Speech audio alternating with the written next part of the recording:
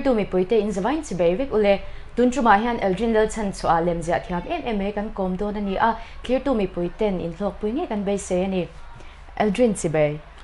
le ne ama sabera ipian le murna inu le patin an nadam pui che em unaw engzange inni khamin han shil ta che o kapian na mun hi mamit veng thuna hin kapianga kapiram moi tena khon kapianga chuan tuna hian kan chung koi kan ladam kima ti bang pathian ma somna zara unaw panga kan nia chun ke ma hi upaber kan nia kanule ka patene mamit bazar venga khon manina kan khosame kan de ani le painting itui chau dan tin zirna ikal nge ni a khami painting a I journey a kha chip chair de ulekin min han shil ta che lemziak taka hi chu te tangin katui chawa kapa hian katet la hian color te ange niang crayons tiang te le watercolor I te hi min lei sakthina chon comics bu hi tam tak hi min lei sakthina chon I tia omol me a hian omol me ai hian tin ka ziak thina lemje chapui dragon lem tin te arte lem tin te ka ziak na sathina chon kani te makeup te hian an du na in thili lem te ke lo thai le thina chuan lemzia hi ti han kan ti chaw competition vela hian ka tel sa chuan ta hian pathian ma som nei ka dong zela lo man lak lo hi kala nei mang lova ka ten lo ti chau tir tang khan chuan ti khan mian eno chung ten hian min backup thra min tui pui boka kapa le ka nu ta hian ti khan ka soyang khan lemzian bu turte le khabu blank paper ang te ha top te khamin le sak thina ti khan ka thai chet ve me turang kha chuan kanin bang thek tian ka ziak ranga du ha ka thai kwala min haw lem nei lowa ti khan ka hun chu ka mang chawa chuan school middle school te kan uncle chawa le khabu ko ma aya khan calendar kom a hnung te ka mang thina ta khan ka lemzia te kha a kom tum na ka mang thina chuan ti ha kan zo chua high school te uncle chawa chuan ni ka tu em wang khan I ka pa ka deal to pa ka pa lemzia jil ka chak em ai ka tia chuan kan chung go ha khan kan la har sa eno chom lai nge ning ka pa lo ring kha kan om veka ni chumi wang chuan azir na kha har sa don sin na tia chuan ka pa ka ti thayang tin keng lova chuan ezol te ti khan le lok taila ezol up competition na kala ti khan kan kalvel tang khan thian te tagin azir na mun te ha kan thria chuan chuta chuan I kapa ka kalve duwe ka tia chuan chuta chuan min kaltir ta ti khan lem ezol gallery school of fine art hian putripet wa hian ta hin ka kalve ta roya chuan ani chuan ti khan ani hnuai khan lem te ha kan ziak tana chaltanga manin in kalua chuan kai le in tur ti khan kai in tum topa kanu le ka paten ka zirna le in lo ma miron tum saka ti khan har sa to khan ni ka zir chuk ve chang chuan beidon na rum te chang te poi ka nga thina mar chu ke maina ka tuya ka tum via wang khan ti khan point se ke ma kong nia chu wang chuan tai kama chuan ke man ka thei tur ni ti khan ril pu khan ka bei chho ni ani le khami izir na khan mo azir hun chung a course te kha omshang em tin sumle pai sen saute how te kem khalai khamin han soi fiasak le ta che kita ka zir khan kan kalai khan ezola khan sang hi le sompali kum khan ka zirta khamilai khan manlifi khan ita manlifi khan thating kha sang khat sangak choita chuan ti khan kum hi chung course tur kha tita mase kum hi item kan sar chanpuyana min khongai wangin ti khan ka du chen kha du le nikhata dar ko tanga dar tum thleng zir tur nita achang le dar nga thleng te ko oma ti khan min ha chung lawat ka tu em wang khan chun a fi em prima kha chu sang khat sanga khan kamilai khang kala tu achun atau kemin sang ve to mai thea chumi chu ka zir dan chu ani le lemzia atanga isum lo chua ma sak ber entik kum nge ni a englem nge ti kha ila she thiam min han shil ta che o I lemzia hian a ma chuan ka zir tak tak mai chuan lo hral thei chu ka nei venul to amar chu ka lu chil tak tak atang hian sang ni le som panga kum khan ezo algildari hian exhibition hi kan nei ta chuan chumi kuma chuan I charcoal ka painting A2 size an hi A2 size in chu chumi chu still life ka siak ta chuan exhibition na chuan chumi chu ka hral masak ber ni ani le lemzia huang chunga englam nge I tuina ber tin ina thozinga englam nge I tho nem ber lem enlawa chuan a tuina em hi chu ka nei lawa eng po hi jiak don la ka tui vek maya tunga tu masela order te kan lo lata kan mu nan ber chu ka ji nan ber chu portrait hin ta portrait le figure hi mishing hi chumi chu ka ji nan ber ta amaro chu atui zonga soi thu a chuan atui na pik takhi chu ka nei lo a vai khan ka tui to pane mai pe chuan I le aziana tur man ruwa shim shima po kha a vai khan entinan acrylic ani mo oil painting ani mo watercolor ani mo pencil charcoal polong se a vai khan tuina bi kha ka nei lo a vai khan ka tui top ke ma khan ani le chung kwa khan kan le luk nga I chung te hian an support chareng reng che emtin in chung kwa hetiang lam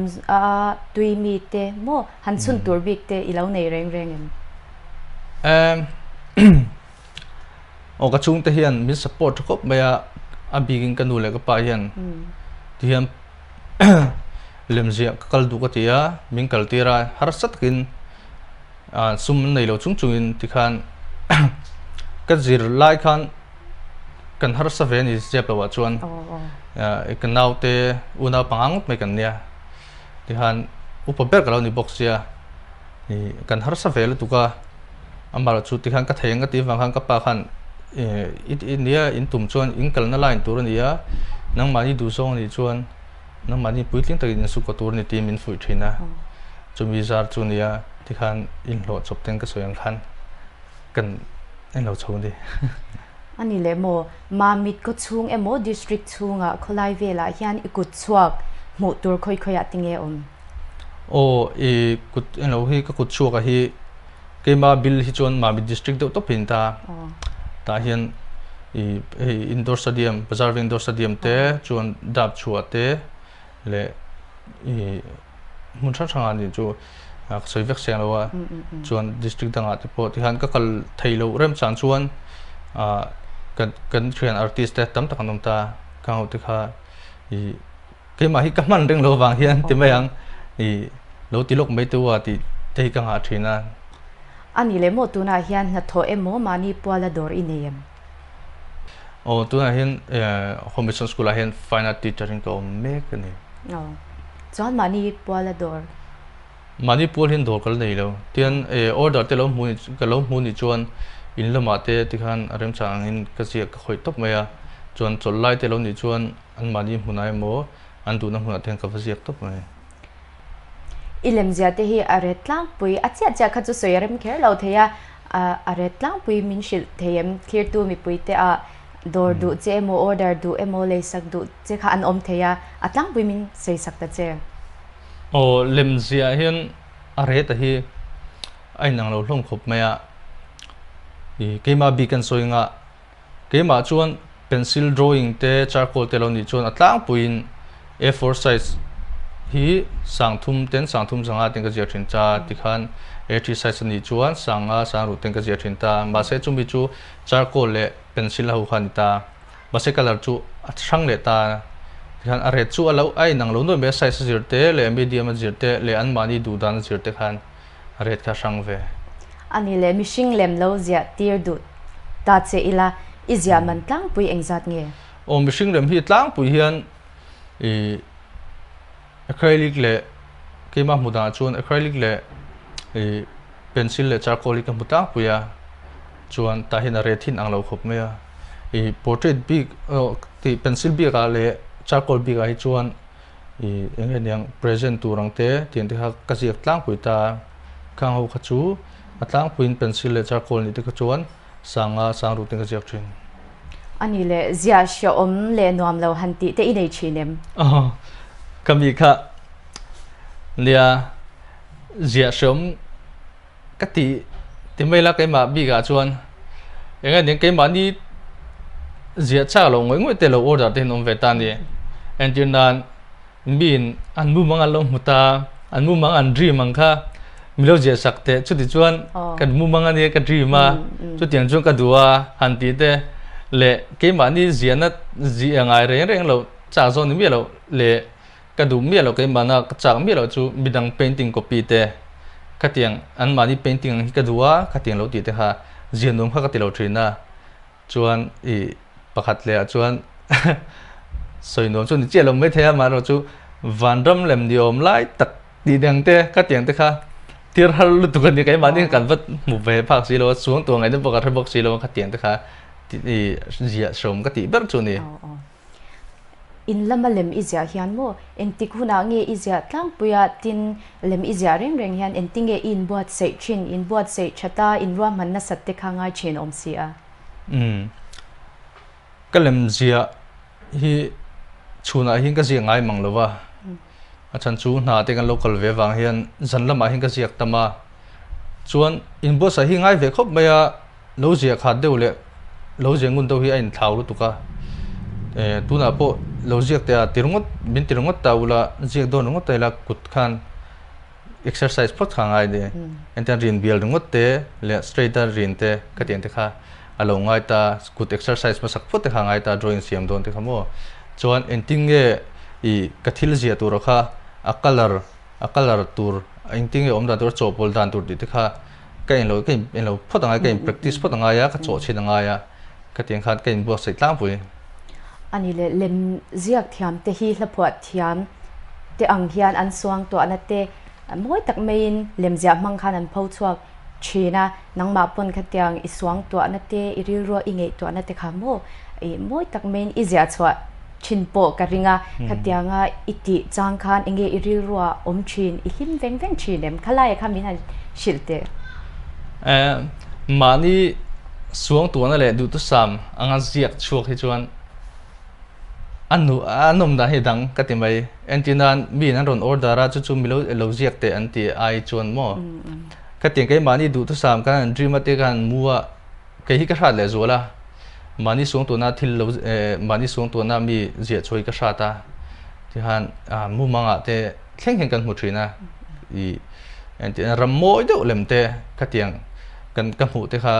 atu jing ka har te han ti ka ngai to le thina pencil hian I paper heng ka draft vel thina ti khana color dan de ka ngai to le ta ni chuan inge khatinga ka duanga ka zia chok chuan anom ka ti keima pun ka ngai hlubi le zual achan chu khamiang khan zia le don tar ka thei to don lo shim shima le zuala khami kha anom ka ti keima chuan mo mani du thu sam nge ya mani ngai to na tanga zia chu khan nom ka ti ber mizo te hian painting hi kan ngai hlu to ATM enge kan mason na turai shat mizo te hian painting hi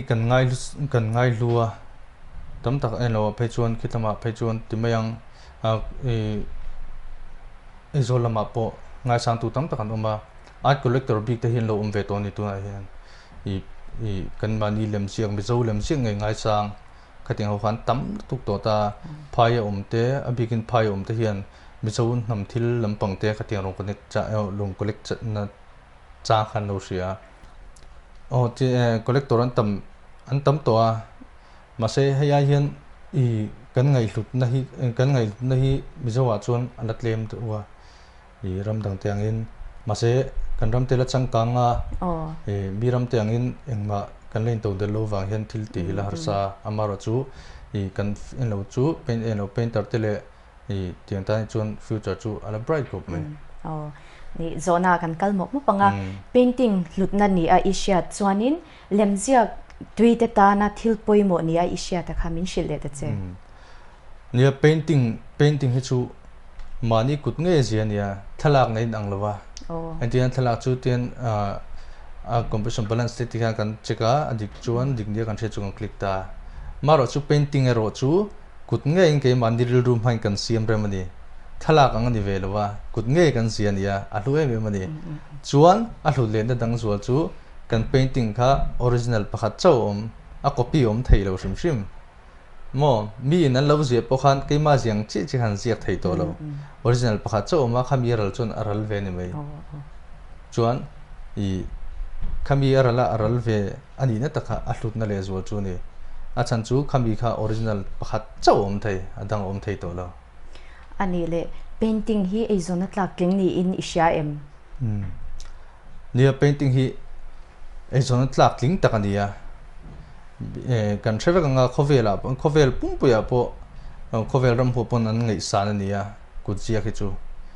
a chan chu antia kan soyang artist tam tak temayang Leonardo da Vinci te hote an painting te han enula alu em mani ani hun lai khan color thalom lo tikhan siak chuka tikhan an mani rong in siam chopin an siak chuk thina Michelangelo ti te po mo I cover in ngai hlutania lemzia hi ei zon tlak tak tak nia tuna po Mizoram angai po I college sang sang ate le university te po tuna hian kan chen nge artist tam tak hi thokanom to ni an ming soi ka dua James Kamlem Soma zuang tui ani sculpture ania van palim siam tu khin he he a hin te hi tuna chon dai ta athok to a chuan outline hian tam tak hi zir tur oma kan mu pha tia kan ji kan vasia ka tinga mi na ava hoyo ti rongot thani lova ata hian zir tur tam tak oma ka soyang khan tuna po kan chempa sculpture lampang te ka soya chuan painting rongot lu lampang te nom ta ni chuan chuta chuan sculpture lampang te le ceramic ti te wood carving rongot te po khating khan art khati san san om ta kha ho sir te ron chu te khan ti khan tuna chuan Mizoram nge po ko sang sang ai na tho tur tam me an ta don chok mamit kho chunga le district chunga mo in Lemziak tam tak mo tura oma isoyang khan wall painting te in khoya tiro khanga te khanin zia swal pal te kha thil om ve the ni entinge inti hanti re a no re me the te khani tom si lawati lai te kha ka she chak deu han soi dia heting wall painting kan mang ai lo a hen color hi asang le ta wall painting kan mang le paper kan mang te canvas kan mang te nang lo ta chuan entinan wall painting a hi chuan ai in rong hoina kan ti distemper ti te le animal I rong tak kan ti te khaten te kan mang ta kha ho ko chu azian han le thei ta ni chuan khata khan azian han thei kha du dan kan la khoi thei ma se azia kha chu tlem chuan alo shom ve du thina kan ti ro no re to kha chu chuan I soita ka chuan le painting ai zian han thei mi lo thil hiom ve le ta chu ingenia watercolor hi har ema le zo kai pon tun thleng hin kala in zira har ka ti le zo nia watercolor chu water base ni wang hian highlight tura dark tone kalo da pal hlo kha chuan khami ka highlight le thei to lo ni paper tha le eno poni selamo duang khan a thei to lo chu wang chu pai to pangai thara kan du tuin thara kan si le top te hangai ta je chu khalo lom ta amar chu acrylic te lo ni chuan acrylic ka chuan ne du chen kha kan je thei ni color kha chani me ya chuan lo color man pol thei mi lo te om le ta entinan tuna ka soi zo che acrylic khan canvas ai lo jiak tai la achunga oil chung kala jiak thei mase oil painting a hian oil painting chunga acrylic in jiak le don tai la acrylic khan jiak tai la azia chu jia thei te me me mase anu rei dei lo khok le vekang kating khan ta rong kha an man pol chi lo khom ve ta film kurvia pongai don ni mo tero